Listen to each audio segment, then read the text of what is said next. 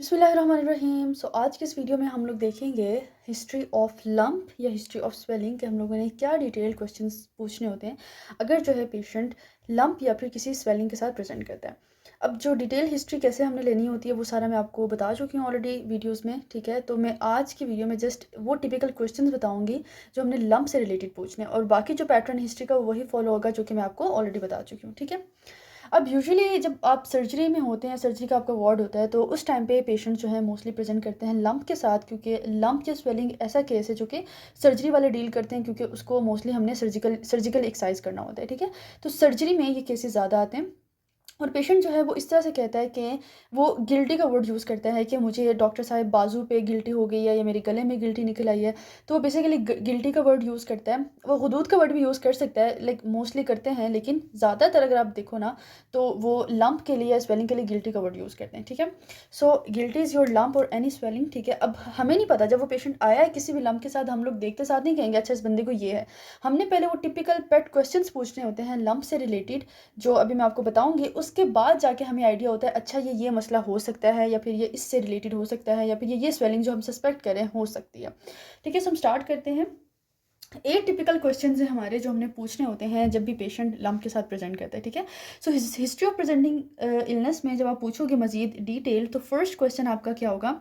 आपने first question पूछना होगा जी पेशेंट से कि ड्यूरेशन क्या है, मतलब कि कितने अरसे से आपको ये गिल्टी महसूस हो रही है या कितने अरसे से ये गिल्टी मौजूद है, ठीक है। तो फर्स्ट क्वेश्चन आपने पूछना है ड्यूरेशन के बारे में। देन सेकंड में आप पूछोगे कि हाउ डिड यू नोटिस, आपको पता कैसे चला कि आपको इस स्वेलिंग हुई है, ठीक है। आपको कैसे पता चला कि आपको गिल्टी बनी है, ठीक है। How did you notice it. और साथ में आप पूछते हो क्या आपने पहले खुद इसे नोटिस किया था या फिर किसी ने देखकर आपको बताया था। तो ये आपने लाजमी क्वेश्चन पूछना होता है, ठीक है। This is the second question. उसके बाद जो आपने थर्ड क्वेश्चन पूछना होता है पेशेंट से, वो आपने ये पूछना होता है कि हाउ डिड दिस अपीयर, ये कैसे आप मतलब ये कैसे एकदम नमूदार हुई। आपने पूछना है हाउ डिड दिस अपीयर कि ये कैसे नमूदार हुई या कैसे बनी। आपने उससे पेशेंट से पूछना है कि ये एकदम यानी कि सडनली बन गई या फिर जो है ये आहिस्ता आहिस्ता जो है ज़्यादा बढ़ती गई, यानी कि ये स्लोली डेवलप हुई। तो ये पेशेंट से पूछना लाजमी बात है कि एकदम से बन गई या फिर वो स्लोली स्लोली पेशेंट ने उसको नोटिस किया। उसके बाद जो है ना आपने पेशेंट पूछना होता है पेशेंट से प्रोग्रेशन का।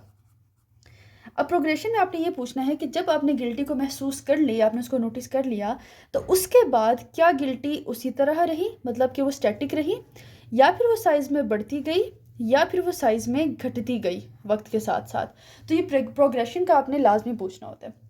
So how did this appear का मतलब ये था कि आपने मतलब कि जब उसको नोटिस किया तो वो एकदम से आपने नोटिस किया कि एकदम ही आपको गिल्टी बढ़ी हुई नज़र आई, या फिर आपने नोटिस किया कि अच्छा पहले थोड़ी थी फिर ज़्यादा हुई।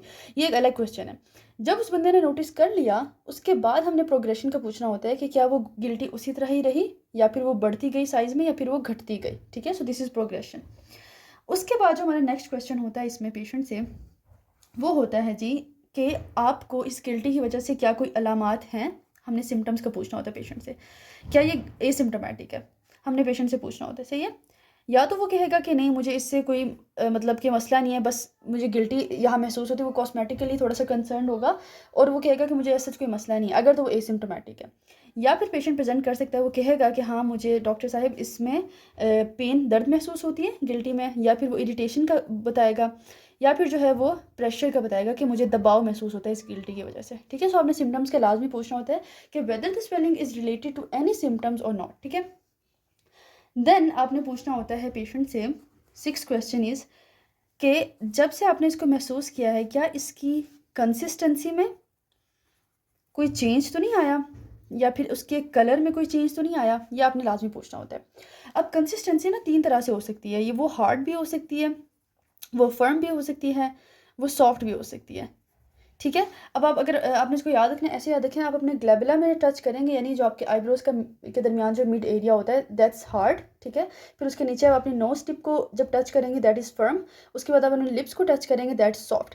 तो आप पेशेंट से इस तरह पूछेंगे कहीं इस तरह तो नहीं हुआ था कि आपकी गिल्टी पहले सख्त थी बाद में नरम हो गई हो, या पहले नरम थी बाद में सख्त हो गई हो, यानी उसकी कंसिस्टेंसी में कोई चेंज आया हो, या फिर उसके कलर में कोई उसके रंगत में कोई चेंज आया हो, ठीक है। सो ये आपने नेक्स्ट क्वेश्चन पूछ लिया। उसके बाद जो आपने नेक्स्ट क्वेश्चन पूछना होता है पेशेंट से, वो ये पूछना होता है does it appear on any other side, क्या ये आपकी जिस्म में कहीं और भी बनी है? ठीक है, तो आपने ये भी लाजमी पूछना होता है पेशेंट से, क्योंकि अक्सर ऐसी होती है स्वेलिंग लाइक न्यूरोफाइब्रोसिस के, जिसमें आपके पास मल्टीपल लम्प्स बन जाती हैं बॉडी के अंदर। ठीक है, सो आपने लाजमी पूछना होता है कि ये गिल्टी के आपके जिस्म में सिर्फ एक ही जगह पे है या फिर और भी आपकी जगह में आपकी बॉडी में किसी और जगह पे भी कोई गिल्टी बनी हुई है। ठीक है, देन आपके पास आ जाता है जी लास्ट क्वेश्चन।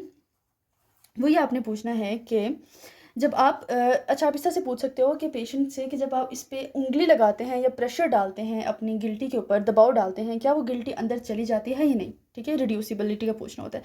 वो आप खुद भी एग्जामिनेशन में चेक कर सकते हैं, लेकिन आप पेशेंट से भी ये पूछ सकते हैं रिड्यूसिबिलिटी का। उसके बाद आपने ना पेशेंट से एक और सवाल भी ये पूछना होता है कि यह खुद से गिल्टी गायब हो जाती है या नहीं।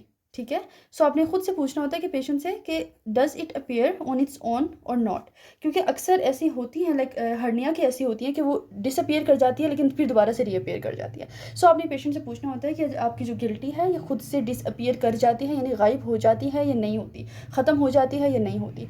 अगर तो पेशेंट कहता है हाँ जी ये कभी ख़त्म हो जाती है फिर दोबारा से नज़र आने लग जाती है, तो उस केस में आपने पूछना है कि ये फिर जब दोबारा से नज़र आती है तो कैसी नज़र आती है। ठीक है, so these are all the questions जो कि आपने लम्प से रिलेटेड पूछने। आई होप सो कि आपको क्लियर हो गए होंगे। अब नेक्स्ट वीडियो में हम लोग देखते हैं कि ब्रेस्ट लम्प की स्पेसिफिकली हम लोगों ने कैसे हिस्ट्री लेनी है। उसमें भी हम लोगों ने यही लम्प की ही टिपिकल क्वेश्चंस करने होते हैं, लेकिन स्पेसिफिक टू ब्रेस्ट हमने और भी कुछ क्वेश्चंस करने होते हैं, वो मैं आपको नेक्स्ट वीडियो में बताती हूँ।